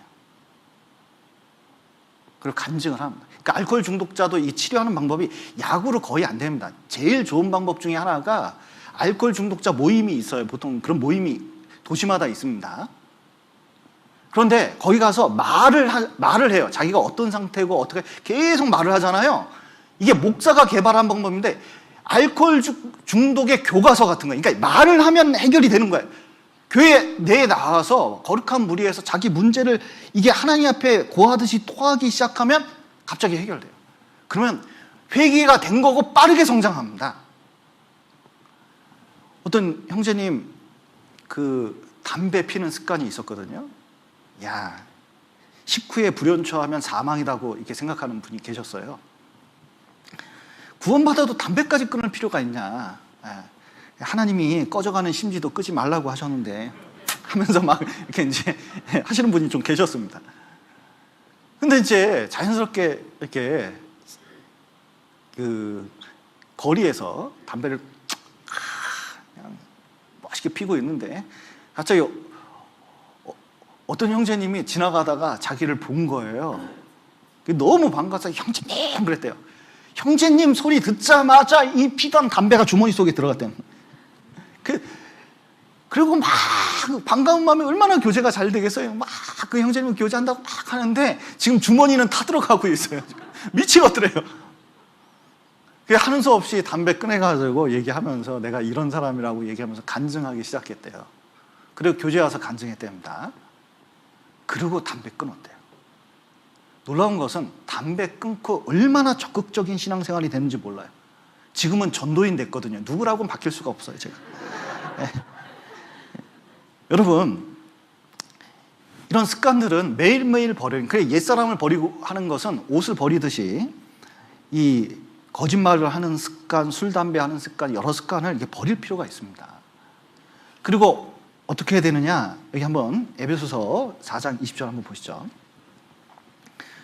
오직 너희는 그리스도를 이같이 배우지 아니하였느니라, 이제 말씀하셨듯이 주 안에서 배우는 것이 얼마나 중요한지 모릅니다. 여러분, 우린 배운 사람이에요. 여러분, 아이가 잘못하면 네 부모 누구냐 그러잖아요. 구원받은 사람이 잘못하면 누가 욕먹냐? 하나님 욕먹고 예수님 욕먹고 교회가 욕먹어요. 그래서 밖에서 행동 잘못하잖아요. 전도 집회 때 제가 긴장하는 것이 있어요. 전도 집회를 했는데 새로운 사람 모시고 왔거든요. 그리고 그 사람이 이런 말을 해요. 저 사람도 이 교회 다녀? 그런 거예요. 그리고 안 나와요. 그런 거 보면요, 진짜 마음이 얼마나 아픈지 몰라요. 도대체 어떻게 행동하길래. 진짜 제가 교회 안에서의 별일을 다 당했습니다, 진짜. 알고 보니까 실체가요, 어마어마한 사람도 많아요. 우리는 예수님을 그렇게 배운 사람들이 아닙니다. 우리가 그 어느 대학 나왔다 그러면요, 배운 사람이 그러냐? 그 미국의 유명한 토크쇼 진행자 코난이라는 사람이 있습니다. 하버드 나왔거든요. 근데 그 사람이 늘 그런 얘기 듣는 데잖아요. 하버드인데 그러세요? 하버드인데? 하버드가 저 모른대. 하버드. 평생 하버드가 따라다닌대요. 근데 우리는 평생 못 따라다녀요? 구원받은 사람이, 교회 다니는 사람들이 믿는 것들이 그러냐? 그 얘기 듣는 사람들이거든요. 그렇다면 진정으로 배우면 그럴 수 없다는 것도 이방인도 알고 있어요. 그 구원받은 사람만 그거 부인하면 안 되거든요. 여기 21절 보십시오. 진리가 예수 안에 있는 것 같이 너희가 과연 그에게서 듣고 또한 그 안에서 가르침을 받았을진데. 모든 진리는 예수 안에 있죠. 여러분, 성경 배우더라도 예수님 빼고 성경 배웁시다. 다 율법 되는 거예요. 복음을 전한다 그러는데 복음에서 예수님 빠지고 십자가 빼주고 그 영원한 속죄 빠지면요, 뭐가 되느냐? 복음도 아무것도 아닙니다. 나중에 보면은 무슨 자기가 설교하는 게 복음이라는 둥 엉뚱한 얘기 하고 있는 것도 많이 봤어요. 모든 진리는 예수 그리스도 안에 있는 겁니다. 예수님을 더하지 않으면 의미가 없다는 거예요. 오늘 교회 나왔어도 예수님 만나러 나오지 않으면 의미가 없는 거예요. 제 얼굴 보러 나온 건 아니죠. 비록 볼만은 하지만 그렇다고 예수님보다 볼만한 건 아니잖아요. 그래서 우리는 예수님을 가르침을 받고 제대로 배웠다 그러면 다르지 않겠습니까? 예수님은 사랑을 우리에게 가르쳐 주시거든요. 요한복음 13장에 보면 끝까지 사랑하셨잖아요. 그래서 원수, 가룟 유다의 발까지 씻어주고 제자 뒤에 문제가 있을 때 그거 다 포용하지 않았습니까? 그 사랑을 보여줬어요. 그런데 나는 왜 이렇게 화를 내야 될까요? 뭐 조금 문제가 있으면 뭐 그렇게 그렇다고 얘기를 할 필요가 있을까요? 예수님은 끝까지 1절 오래 참으심을 보이사 이렇게 말씀하셨습니다. 끝까지 참는 걸 우리 십자가에서도 참는 걸 보여줬거든요. 그걸 배웠으면 뭐 그렇게 못 참을 일이 그렇게 많을까요? 예수님은 수많은 고난이 있으셨습니다. 그리고 그 고난 속에서도 믿음을 지키고 하나님 보면서 살아가는 법을 우리에게 가르쳐 주시잖아요. 그리고 늘 설교 듣지 않습니까? 그런데 무슨 고난이 십자가보다 크다고 그렇게까지 안달복달하면서 믿음을 잃어버릴 것처럼 그렇게 말을 할까요? 우리는 더 배울 필요가 있습니다. 여러분, 배움엔 끝이 없어요. 저는 진짜 대학 들어갔을 때 수학을 좋아했기 때문에 이 정도 수학이면은 그냥 웬만한 공돌이로서는 웬만큼 했다 이렇게 생각을 했거든요. 근데 대학원을 들어갔습니다. 대학원 들어가고 수학을 이제 써먹어야 되는데 이게 또 다른 세계가 있다는 걸 알았어요. 내가 아는 것은 진짜 바닷가에 모래알 정도밖에 안 된다는 것을 깨달았습니다. 진짜 아무것도 아니구나. 배움에는 끝이 없다는 걸 깨달았거든요. 성경도 마찬가지입니다. 저는 성경 교회학교 교사할 때는 좀 알았다고 생각을 했거든요. 근데 광주교회 전도인실에 이게 딱 들어갈 때 보니까요, 아, 이게 무림의 세계하고 똑같구나. 알고 보니까 고수의 세계가 있는데, 알고 보니까 어떤 숲에 보면 더 초고수의 세계가 있고, 더 가면 뭐 알고 보니까 이름은 알려지지 않는데 이거 경지에 이르는 사람들이 있고 막 그러잖아요. 성경의 세계도 이게 무한해요. 이 끊임없는 세계입니다. 내가 지금 알았다고 하는 것은 바닷가에 모래알 정도 알고 알았다고 생각하는지도 모르고 있거든요, 지금. 더 많이 알고 가면서 더 많은 예수님을 닮을 필요가 있어요. 최근에 이제 정경화 씨, 난 정경화 씨가 그렇게 유명한 분인지 몰랐어요. 바이올린 키는 그 정경화 씨가 그렇게 유명한 사람인지 몰랐습니다. 근데 정경화 씨 그 자매가 보고 있길래 한번 이제 들어보니까 정경화 씨가요, 연세가 70세가 넘으셨는데 인터뷰하는 거 보니까 끊임없이 연습한대요. 몇 시간씩 연습한다는 거예요. 그러면서 뭐냐면 지금보다 조금 더 나아질 수가 있대요. 지금보다 조금 더 나아질 수 있게 더 완전한 것을 추구하기 위해서 이렇게 된다는 거예요. 우리도 예수님 닮아가고 신앙생활 하는데 끝이 있는 세계가 아닙니다. 더 많이 배운 사람답게 달라져야 됩니다. 그리고 이 마음을 배운 만큼 새로워져요. 여기 23절에 보면 오직 심령으로 새롭게 되어 그랬는데, 여러분 우리 마음이 좀 달라질 필요가 있거든요. 좀 새롭게 될 필요가 있습니다. 이 개혁이란 단어가 있어요. 고칠 개자, 혁자가 무슨 혁자인지 아세요? 가죽 혁자거든요. 제가 보기엔 개혁은 개혁이 아니에요. 껍데기만 바꾸는 것처럼 느껴질 때가 많아요. 그래서 사회에서 개혁한다고 그럴 때 나중에 보면은 개혁이 안 되고 껍데기만 조금 모양만 바뀐, 그러니까 우리나라 당 이름이 워낙 많이 바뀌잖아요. 그런데 껍데기만 바뀌었지 속은 그대로 있는 경우가 많지 않습니까? 그 당이 그 당, 그 나물이 그 나물, 그 밥이 그 밥인 경우가 많잖아요.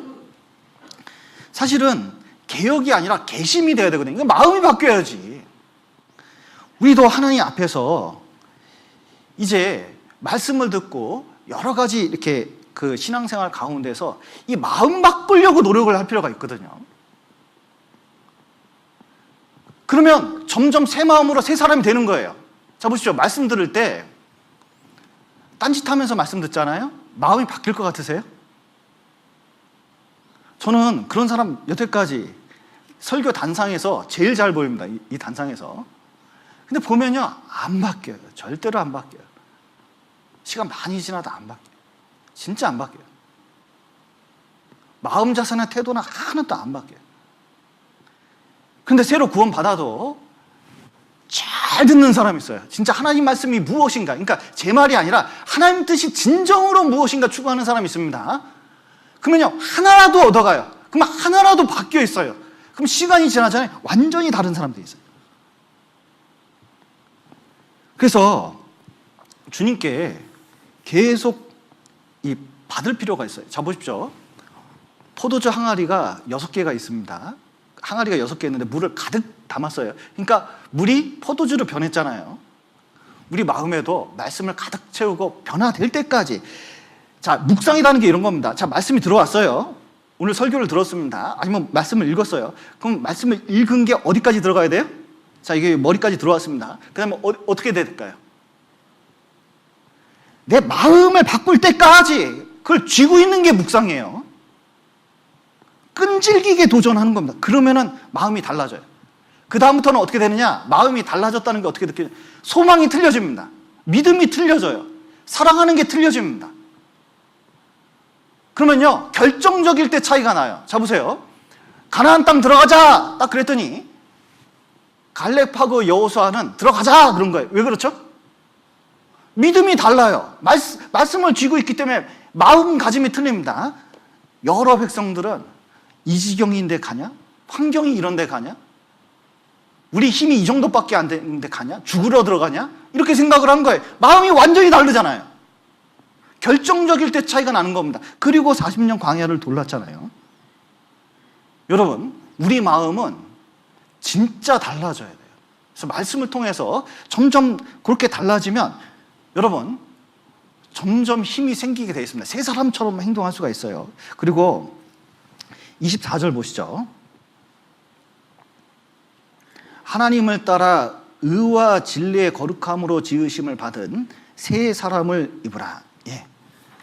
우리가 새 사람이 되려면 가장 좋은 게 이제 헌 습관 버리고 새 습관 들이면 됩니다. 마음가짐부터 시작해서 행동을 많이 바꿀 게 좀 필요해요. 여기 한번 예수님 한번 보시죠. 누가복음 22장을 보시겠습니다. 22장 39절입니다. 굉장히 중요한 말씀입니다.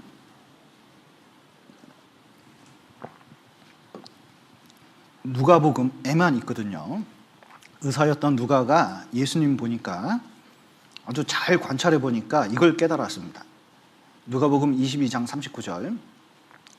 예수께서 나아가사 무엇을 쫓아? 습관을 쫓아 감람산에 가심에 제자들도 쫓았더니. 예. 지금 십자가 앞두고 기도하거든요. 간절히 기도합니다. 근데 기도하는데 무엇을 쫓아갔어요? 원래 습관이 기도하는 습관이에요. 그러니까 제자들도 피곤해서 쓰러질 정도인데 어떻게 기도하냐? 습관이 이게 신앙적 힘이었습니다. 그것을 붙잡고 하는 거예요. 경건한 습관이 딱 드니까 이제 그 신앙생활을 올바로 할 수 있도록 딱 만든 겁니다. 우리도 그런 습관이 들 수 있도록 노력하는 게 필요하거든요. 인공위성 하나 띄울 때 이런 게 필요합니다. 탈출 속도라는 게 필요하거든요. 이게 팍 쏠 때 힘을 많이, 얼마나 에너지를 많이 가야 되는지 몰라요. 쭉 올라갑니다. 그리고 어느 궤도에 딱 오르잖아요. 놀라운 것은 그때는 아무 에너지를 쓰지 않더라도 이 인공위성이 그 궤도를, 지구를 쭉 돌아요. 그냥 놔둬도 돌아요. 참 희한하죠. 처음에 탈출하는 게 필요해요. 자, 습관도 어떻게 하냐면, 고치려면 어떻게 하냐면 처음엔 힘이 많이 들어요. 담배 끊을 때 어떤 게 힘들죠? 자, 담배 이렇게 피잖아요. 놀라운 것은 3일만 안 피잖아요. 그러면 니코틴은 몸에서 다 빠져나요. 의학적 정보입니다. 이게 몸에서 다 빠져가서 니코틴이 하나도 없대요. 3일만 안 펴도. 놀라운 것은 금단 현상은 그때부터 더 심하게 일어나요. 아무것도 없는데. 자, 몸에 니코틴이 없습니다. 담배 3일 동안 안 폈어요. 근데 담배가 아주 강렬하게 다가온대요. 왜 그러죠? 딴 게 아닙니다. 습관 때문에 그런 거예요. 그럼 그때 그 습관을 이기려고 스스로 우유도 먹고 여러 가지 노력하는 사람이 있습니다. 그러면 어느 정도 그 고비를 통과하고 나오면 뭐가 돼요? 드디어 담배를 이긴 사람이 되는 거예요. 그럼 또 다른 세상이 열리게 되는 거예요. 그래서 이게 습관을 한번, 이 잘못된 습관을 이겨내는 게 너무너무 중요해요. 그런데 구원받은 사람들은, 자 보셔요. 기본적인 것부터 하면 됩니다. 그러니까 좋은 습관, 나쁜 습관을 고치려면 좋은 습관을 계속 길들여야 되는데, 길들여야 되는 습관 중에 하나가, 가장 중요한 습관이 말씀이 있는 습관입니다. 신명기서 보면 앉았든지 일어섰든지 나가든지 들어오든지 어떻게 하라고요? 말씀 가까이 하라고 돼 있잖아요. 그러니까 습관적으로 말씀을 붙잡으라는 거예요. 그러면 성경 읽는 거 쉽습니까? 어렵습니까? 성경 읽는 거 쉽지 않거든요. 쉽지가 않습니다. 쉬우면 읽으라고 말씀하시지도 않겠죠. 저절로 되면 읽으라고 하지 않겠죠. 그러니까 이것도 에너지를 투입해야 되는 거예요. 그러면은 분명히 되게 돼 있어요. 그 신앙생활 가운데서 가장 중요한 거, 그리고 이 세상 사는데 가장 중요한 것 중에 하나가 성공하는 사람들의 7가지 습관, 뭐 이런 책이 있잖아요. 그러니까 가장 중요한 건 일상성이, 하루하루 뭘 하느냐가 성공하느냐 성공하지 않느냐를 완전히 결정한대요. 그렇기 때문에 말씀에 대해서 듣는 습관부터 읽는 습관, 생각하는 습관을 이 말씀으로 익숙하게 하려는 습관을 들일 필요가 있습니다. 여러분 보십시오. 뮤지컬 본 적 있으셔요? 죄송합니다. 이게 참, 이게 뮤지컬 한번 보면 그 자리가 여기 13만 원부터 시작해서 10,000원짜리 좌석이 있습니다. 그러면 10,000원짜리 저 꼭대기 잘 보이지 않는 데고, 자, 맨 앞자리는 어디죠? 13만 원짜리 제일 비싼 데 이게 앞에 딱 있거든요. 그러면 여러분은 뮤지컬이나 연극 같은 거 이렇게 볼 때 맨 위에서 보고 싶습니까? 맨 아래서 보고 싶습니까? 맨 아래서 보고 싶거든요. 근데 우리나라는 그게 안 되는데 영국 같은 데서는 어떻게 하냐면 티켓을 10,000원짜리를 다 끊습니다. 그러면 개막하기 전에 앞자리가 비는 경우가 있어요. 사람이 안 온 거죠. 예약을 했는데. 그러면 어떻게 하느냐? 빨리 뛰어나가요. 그리고 바로 그 앞에 딱 서서 보는 겁니다. 그래서 제가 라이언킹을 본 적이 있어요. 한번 10,000원 주고. 그런데 그때 기쁨은 이루 말할 수가 없습니다. 그러면 자 보셔요. 말씀이 있습니다. 설교하는 시간이 있어요. 그러면은 사람들이 앞자리나 뒷자리나 상관없다고 생각을 합니다. 그러나 그건 그렇지 않아요. 이게 눈에 보이지 않지만 자리에 따라서 얼마나 영향력을 많이 받는지 모릅니다. 사모하는 마음이 있어야 돼요. 그래서 어떻게 해서든 이 말씀을 들으려고 하고 하루하루 듣잖아요. 분명히 달라집니다. 말씀이 바꿔요. 그 마음이 바꿉니다. 근데 안 들으려고 하면 안 바뀌는 거예요. 그리고 그 말씀에 순종하려는 습관이 있어야 됩니다. 여기 예레미야 22장 보시죠. 이래야 새 사람이 되는 거예요. 예레미야 22장 21절입니다. 1086페이지 예레미야 22장 21절 제가 읽겠습니다. 내가 평안할 때 내가 내게 말하였으나 내 말이 나는 듣지 아니하리라 하였나니 내가 어려서부터 내 목소리를 청종치 아니함이 뭐라고요? 내 습관이라. 내가 옛적에 내 멍에를 꺾고 내 결박을 끊으며 말하기를 나는 순복지 아니하리라 하고 모든 높은 산 위와 모든 푸른 나무 아래서 몸을 굽혀 행음하였도다.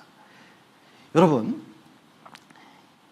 이스라엘 백성들이 어려서부터 그렇게 익숙하게 들어왔는데 놀라운 것은 알 뿐이지 듣지는 않아요. 순종하려고 하지 않아요. 진실한 그 의미를 깨달으려고, 삶 속에 깨달을 의미, 생각조차가 없어요. 사실은 순종을 배워야 되는데, 그 마음의 태도를 배워야 되는데,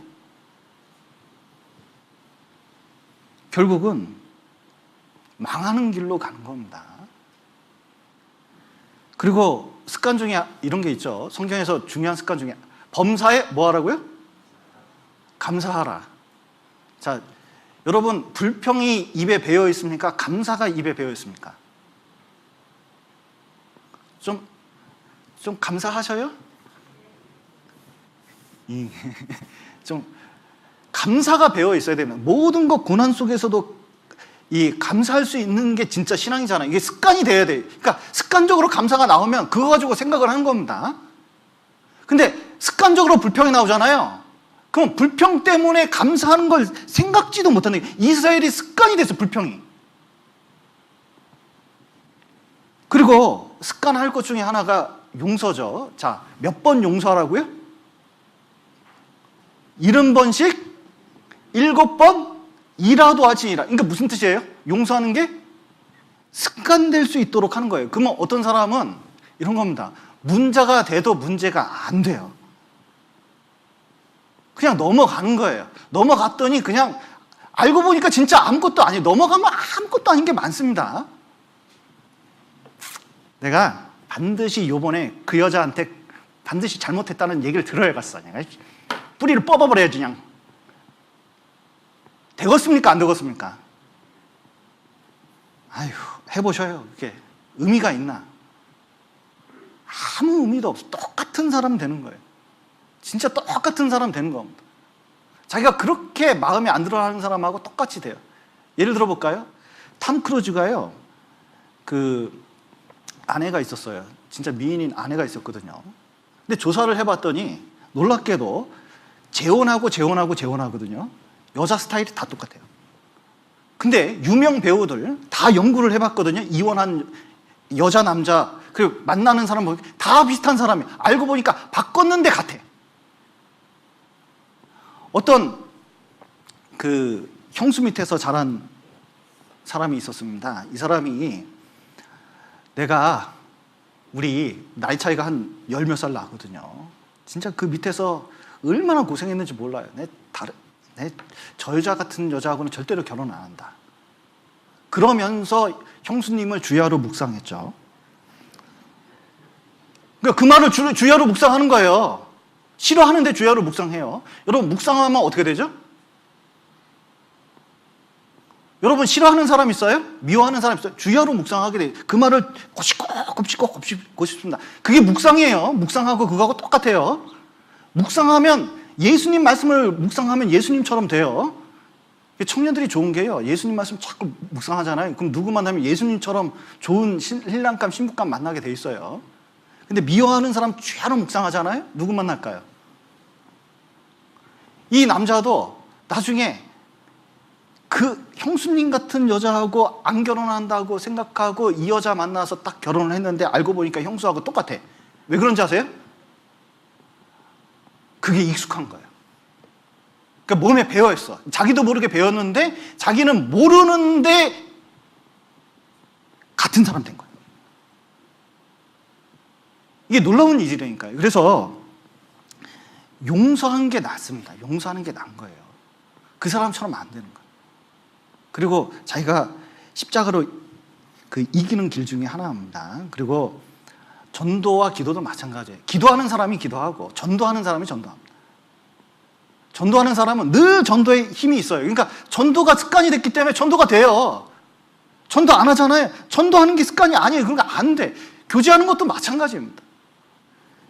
그래서 여러분, 믿음도 습관이고 온유한 것도 습관이고 다 습관에서 결정이 되는 겁니다. 그러니까 그런 식으로 습관에 의해서 새로운 사람이 되는 거예요.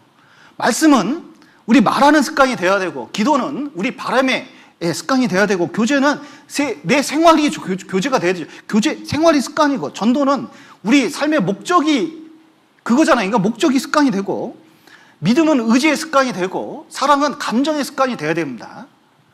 그리고 소망은 바람의 습관이 되는 것처럼 우리는 이제 좋은 습관을 들여가지고 새 사람이 되고 점점 주님 오실 날 그리스도인처럼 합당한 생활을 했으면 좋겠습니다. 그 구체적인 내용들은 이제 에베소서 배워가면서 하나하나 따져서 배워보도록 하겠습니다. 같이 기도하시겠습니다.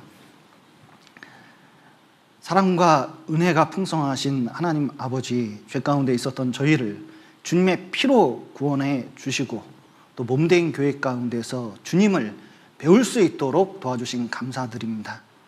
그러나 우리 안에 옛사람이 있고 버리지 못한 많은 습관들이 있습니다.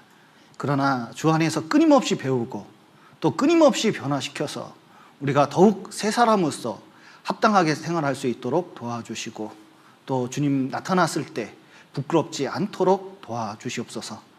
또 주변에 이뤄진 많은 사람들이 있습니다. 근데 이게 복음 전하고 또 구원의 역사가 우리 가운데 나타날 수 있도록 도와주시옵소서. 오늘 귀한 시간 허락하신 감사드리며 예수님 이름으로 기도드렸습니다. 아멘.